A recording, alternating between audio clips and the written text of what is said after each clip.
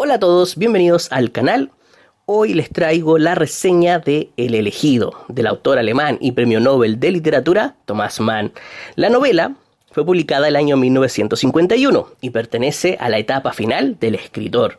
Recordemos que el autor muere en 1955, es decir, El elegido es publicada solo 4 años antes de su muerte, por lo que, como obra de su última etapa, el humor tiende a tomar más protagonismo, tratándose así de una historia mucho más ligera que su predecesora.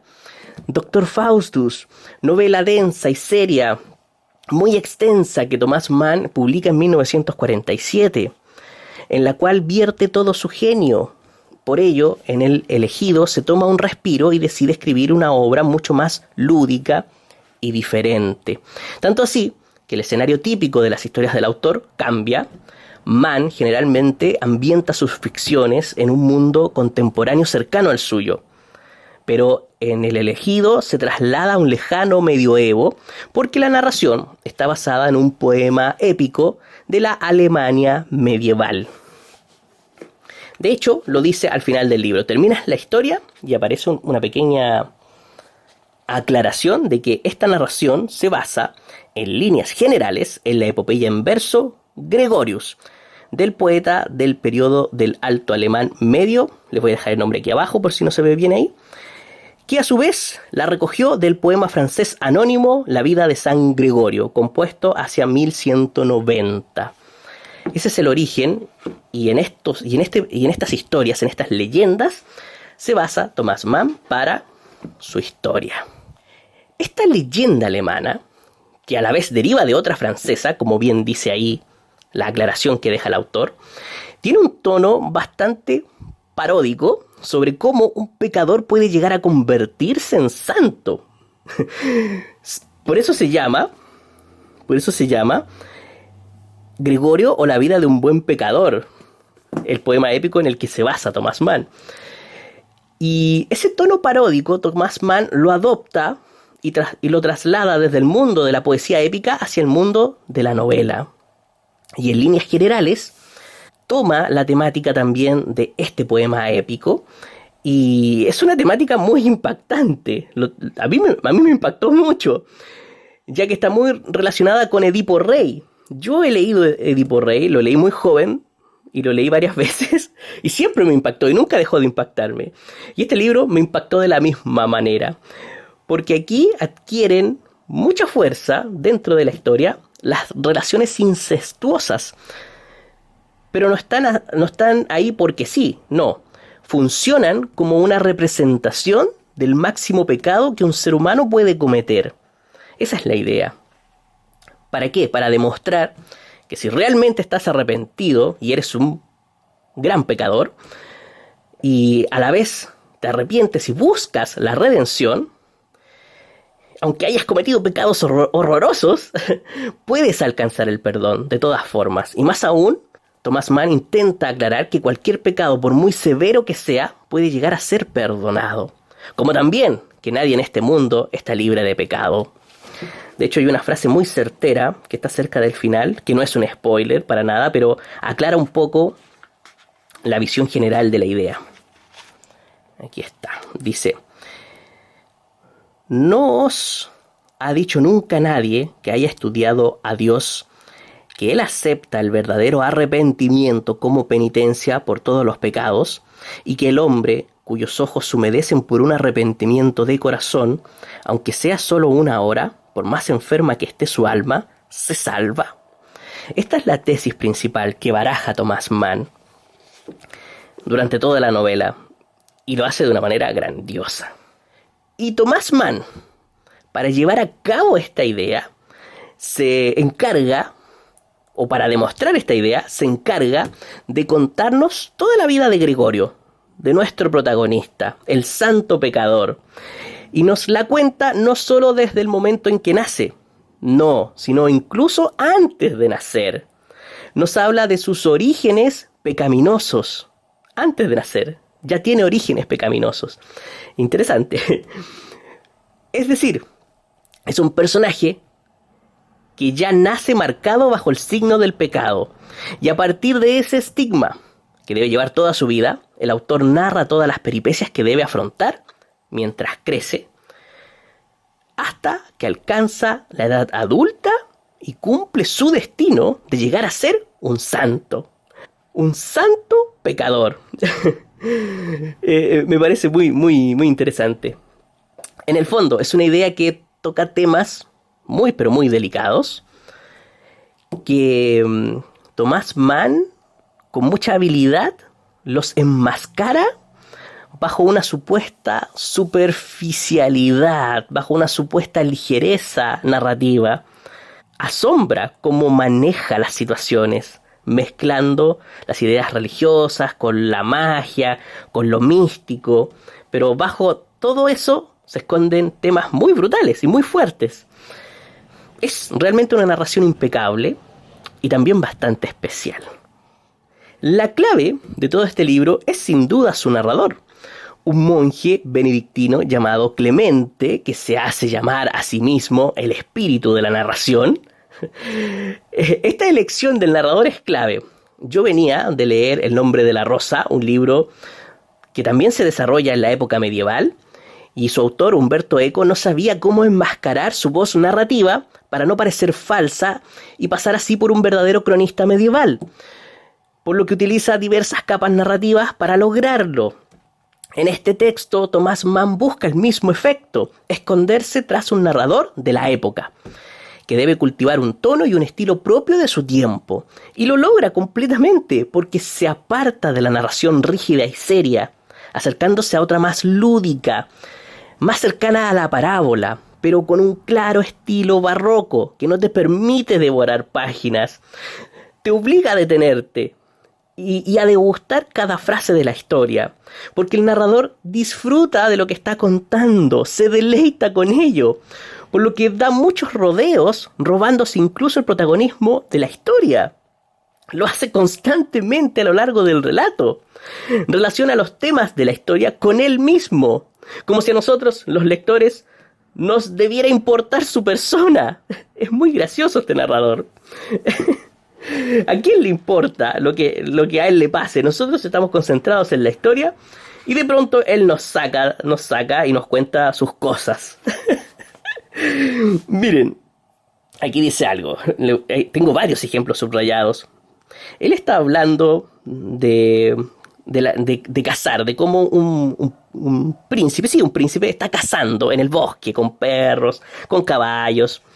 Y él dice: ¿qué sabré yo de caballería y de caza? Soy un monje ignorante en el fondo de todas estas cosas, que me inspiran algo de temor. Nunca he tenido que habérmelas con un jabalí, ni he expuesto mis oídos al retumbar de las trompas en el acoso del ciervo, ni he descuartizado una pieza, ni mandado que asaran para mí en las brasas, como dueño de lo cobrado, las partes más sabrosas. Solamente finjo que sé narrar bien cómo fue criado el doncel. Bueno, este es un personaje del libro. Y me escudo en las palabras. ¿Se fijan? ¿Cómo a nadie le importa lo que a él le pase? Perdón, narrador. A nadie le importa lo que a ti te pase. Dedícate a narrar, no. Pero él interrumpe y nos cuenta eso que a nosotros no nos interesa. Y así es toda la novela. Siempre está interrumpiéndola. Como pueden ver, es un narrador muy egocéntrico, que siempre nos quiere contar lo que siente. Y como les decía, se pasa interrumpiendo la historia. Se da tanta importancia que se llama a sí mismo el espíritu de la narración. Aquí tengo otro ejemplo. Él es el espíritu de la narración. Dice: pero el estilo del espíritu de la narración que yo encarno es tal que finge que conoce bien y que le es familiar todo cuanto explica. Es decir, él es un monje, él no entiende nada de caza, pero él es el espíritu de la narración y explica estas cosas de manera natural, como si él fuera un experto. Ay, Thomas Mann, yo no entiendo mucho tu humor. Bien, y se llama a sí mismo el espíritu de la narración, porque según él encarna al mismo tiempo la primera, la segunda y la tercera persona. Es decir, se da todas las licencias del mundo para narrar. Narra desde lejos, pero al mismo tiempo dice que está ahí sintiendo y viendo el dolor de los personajes, su sufrimiento. Por eso, cuando narra, da muchos rodeos para poder plasmar emociones, para resaltarlas, para darle importancia a los detalles y para exagerar cuando hay que hacerlo, para que así el lector perciba la gravedad de los hechos, pero que al mismo tiempo estos sean enmascarados bajo el tono lúdico del narrador. Se toma tantas licencias que inicia la historia por el final del libro. Y lo dice. También durante la narración anticipa hechos. Dice lo que va a suceder en el futuro. E incluso se presenta y habla de él mismo antes de iniciar la historia propiamente tal. Para establecer un narrador así, para jugar prácticamente con la narración de este modo, sin duda hay que ser un gran escritor, sin duda, y tener toda la experiencia que tenía Thomas Mann al momento de escribir esta novela. Porque realmente juega con la narración. Es extraordinario lo que hace. Aquí tengo algunas cosas que quiero mostrarles. Aquí está iniciando un capítulo y dice: el espíritu de la narración es un espíritu comunicativo que gusta de conducir a sus lectores y oyentes a todas partes, incluso al retiro de sus personajes, urdidos con palabras, y a su oración. Sin embargo, también sabe callarse y omitir cuidadosamente lo que considera demasiado desagradable de describir, y lo que casi cree más conveniente silenciar, aunque los acontecimientos no dejen lugar a la menor duda respecto a que tales hechos tomaron forma de palabras. Bien. Eso que dijo se conecta con esto, dice. Pero en primer lugar, no es propio de mi condición ni de mi hábito el describir escenas amorosas. Así que omito tales cosas y no las describiré, dejando la escena a oscuras. Me faltaría habilidad para narrarlas. Me faltaría habilidad para narrarlas. ¿Se fijan cómo evita caer en descripciones de escenas explícitas que podrían ser de muy mal gusto? Y lo evita olímpicamente gracias a este narrador tan extraño, que antepone su personalidad y su esencia como religioso para decir: no, esto yo no lo puedo describir, por mi hábito y porque no tengo la experiencia. No, notable. A mí esta historia me gustó mucho, no me aburrió, siempre tiene algo que ofrecer. Thomas Mann siempre nos está interesando con algo nuevo, manteniendo la atención. Eso sí, no se puede leer rápido. Yo no lo pude leer rápido porque el texto me lo impidió. Se lee lento porque está hecho para eso. Y cuando lo terminé, sentí que fue una gran historia. La sentí redonda, sustanciosa. Tiene toda la esencia de las parábolas, con mucho simbolismo, con toques místicos y mágicos, y siempre buscando un fin didáctico que invita a reflexionar sobre el arrepentimiento, sobre la penitencia, sobre el perdón. Y si te gusta mucho examinar libros, analizar libros, te hace reflexionar sobre cómo utiliza la narración Thomas Mann. Es un libro muy singular. Yo diría que sí es un buen libro para empezar con el autor. Sí, es un buen libro. No es un texto de ideas densas, como mi amigo aquí presente, Dr. Faustus, para nada. No tiene ese relato que te exige pensar demasiado o saber demasiado, como en La Montaña Mágica, como en Los Buddenbrook, como en Dr. Faustus, como en La Muerte en Venecia. No lo tiene, porque es una historia mucho más accesible. Sí, lo es. Y el único pero que yo le encuentro es que se lee lento, como les decía, se lee lento. Aunque, a medida que vas avanzando, la historia empieza a evolucionar y van apareciendo más diálogos que la hacen más llevadera.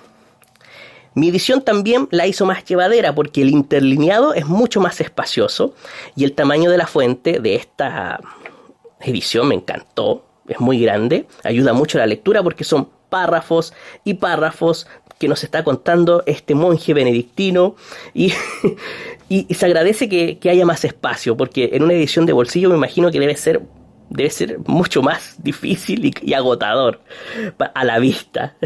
Lamentablemente no puedo contarles ningún detalle de lo que sucede en la novela, porque la gracia y la experiencia lectora está en ir descubriendo cada uno de los acontecimientos que suceden en este libro. Si les cuento cualquier escena, por mínima que sea, les puedo arruinar la lectura. Por eso no puedo ahondar más en ella. Aunque, en el fondo, uno puede ir deduciendo qué pasará a medida que se lee. Sí, uno puede ir adivinando lo que va a ir pasando. Pero lo entretenido es que siempre queda algo por descubrir. El cómo sucederán las cosas. Esa es la magia de este libro. Esa es la gracia de esta obra. Como dato, tienen algunas frases en latín. Vienen algunas, sí. Pocas, pero tiene. No son extensas, son cortas, son breves y no tienen ninguna relevancia para el argumento principal.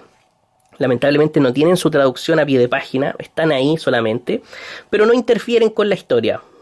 No, solo están ahí para reforzar la idea de que es una historia narrada en el medioevo. Están ahí para eso. No me causaron gran molestia, no le encontré ningún problema, pero les aviso porque se pueden encontrar con eso y les puede molestar, depende de ustedes, pero no lo veo algo grave, para nada. Bien, espero que les haya gustado esta reseña y nos vemos la próxima semana. Salió más corta porque no puedo decir más del libro. Espero que les haya quedado claro de qué trata y con qué se van a encontrar, que eso es lo que me interesaba transmitirles. Nos vemos la próxima semana.